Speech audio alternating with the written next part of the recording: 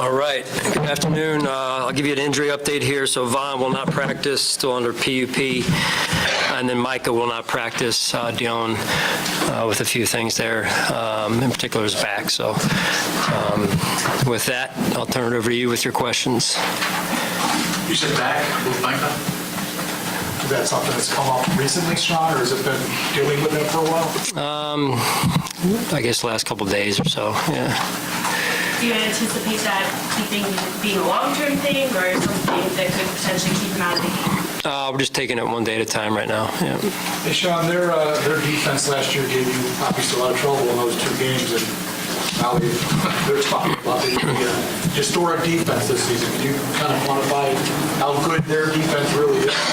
Yeah, you know, they've got a talented roster, good coaching staff, and I think their general manager, Joe Douglas, has done a nice job of putting the roster together. And then adding Aaron this year, and then you already mentioned their defensive line is outstanding, and that'll be a big challenge for us. What happened to a guy like Trey White who's been a lockdown cornerback? Sauce Gardner's that guy for them. What did you see that was so good for him last year as a lockdown corner? Yeah, you know, it's so hard to come in as a rookie in this league at any position, let alone corner, and have success, and do what he did at his level, at that level. So, you know, he was off to a great start last season, and it looks good in preseason again. Sean, you mentioned obviously the addition of Rodgers, which is going to be has been a headline and will be heading into this game. How much does that, as you prepare now, change the dynamic of this matchup? Well, I think he's just another addition with a future Hall of Fame quarterback, right? They've already had a talented roster, as I mentioned, and now they added a future Hall of Fame quarterback, a guy who we have a lot of respect for. He's extremely smart, veteran, as we all know, and he's tough to go against. Is this something you're smiling, you're talking about Aaron Rodgers. This is your first time back as a defensive play caller. Do you enjoy the challenge of going up against an established guy like that back as decent? Well, it's not, they're not easing me in, that's for sure. This is he's a big challenge, and again, they're a good football team overall, and it'll be a big challenge for us at their place in particular. Sean, have you made a decision on who will start at linebacker next to Matt? Yeah, so Terrell Bernard will start next to Matt Milano. And how did you come to that? I mean, he didn't get much practice time or preseason. How did you kind of get to that position? Well, we thought he did some good things when he was healthy and available, and unfortunately, that situation, that competition got cut a little bit short due to an injury. But we're confident in TB, and I'm excited to watch him play. And you know, he's got to take it one play at a time. How about quarterback next to Trey? Yeah, Christian will start. Yeah. And right guard?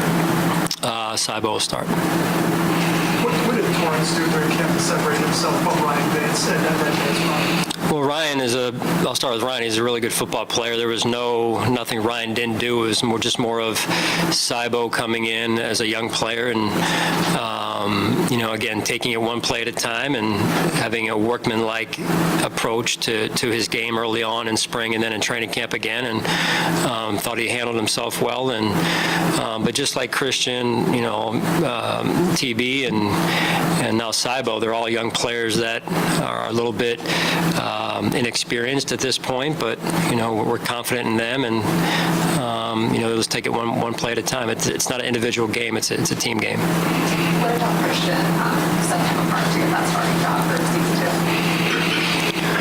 2? Again, you know, over the course of spring and training camp, you know, he was on his assignments. You know, I think he contested balls and made some interceptions. You know, made some plays on the balls as well. So,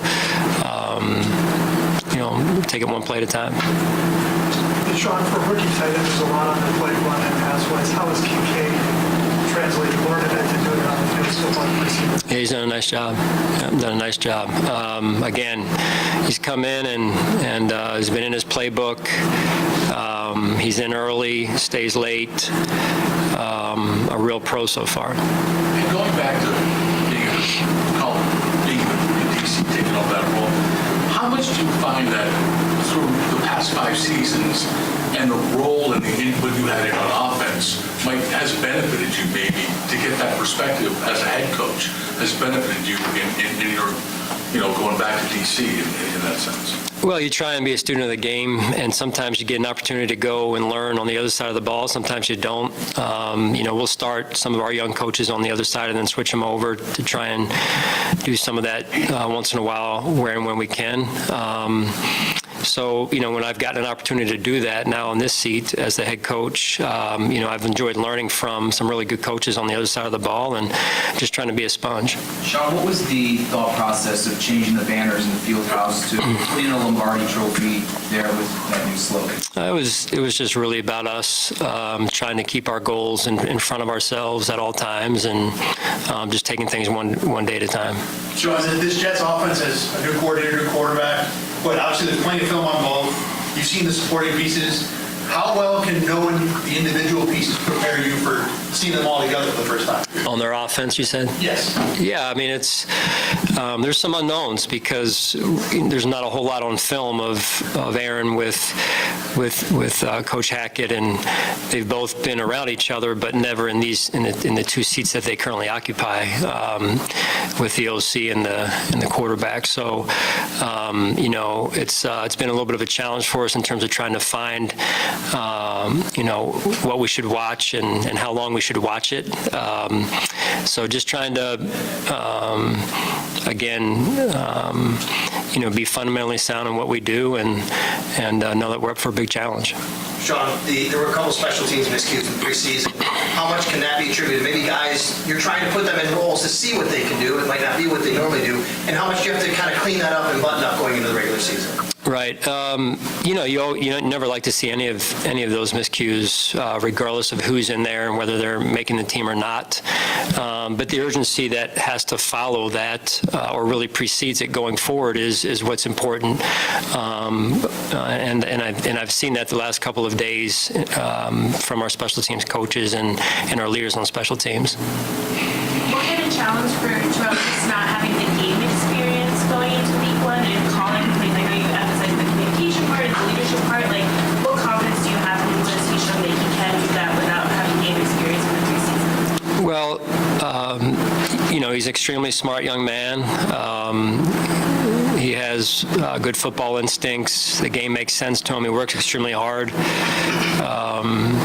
He's got the respect of his teammates all around him, and again, it's not a individual sport; it's a team sport. So, he'll just be 1/11th of the overall operation out there. Did you guys embrace playing the Monday night game at the start of the year against a big division rival, big quarterback, a lot of the attention, or is it just another game to you guys? Well, it's the most important game for us because it's the game we're playing this week, and we have a lot of respect certainly for the Jets and their coaching staff, and it'll be pretty special to memorialize the 9/11 situation and remember all the people that gave their lives for this country, and so to be on the field in New York City on 9/11 I think is special, regardless if it's Monday night or whenever it is. And so we're very grateful for that opportunity.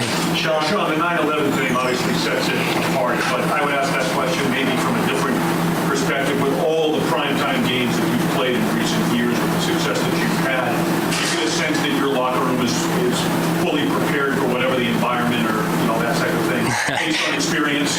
Well, we'll see. I mean, we've got some work to do this week, so it's a new team, right? It's a new team, and we've got some experienced guys, and yet we've got some inexperienced guys that are going to be playing roles for us here. So you learn a lot about your team when you go through situations like this, and so we just continue to take it 1 week at a time, and in this case, one play at a time.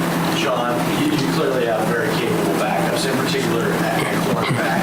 So Bedford gets to start. How do you walk the line of, you got to show Bedford that you have the confidence in him, but at the same time, you know that you've got guys who can step in and do the job still at any point in the game? Well, I think if I understand your question, I think that's what training camp and the spring OTAs and preseason are for. Really, is that competition, but the competition continues it's just the nature of really the NFL, right? You take it one play at a time, and you control what you can, and you're going to go out there and you're going to have some good plays, and you're going to have unfortunately, some plays you want back, and that's just that.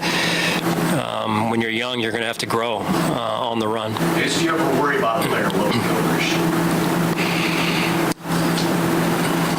I think if you're focused on the right thing, if you're focused on where you need to be, what you need to be focused on, you don't have time to look over your shoulder. You've got to focus on what's right in front of you. Aside from the significance of 9/11 and the importance of that in being a primetime game, how it bookends the last Monday night game, like Damar Hamlin possibly, however much time he plays, if he does, I mean, what the relevance of that, knowing that you went from one Monday night and here you are opening the season, Damar Hamlin being healthy on the roster. Yeah, pretty amazing. Again, extremely proud of Damar and the work that he's put in. Incredible journey to get back to where he is currently, and just super proud of him. All right, thanks, guys.